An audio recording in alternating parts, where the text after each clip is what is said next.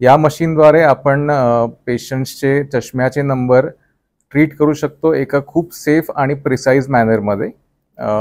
पेशंट्सना usually कळतही नाही operation झालेलं आहे. 10 सेकंद लागतात फक्त लेझरचं ऑपरेशन करायला आणि त्याच्यानंतर पेशंट 2-3 दिवसातच आपल्या सगळ्या ॲक्टिव्हिटीज चालू करू शकतो.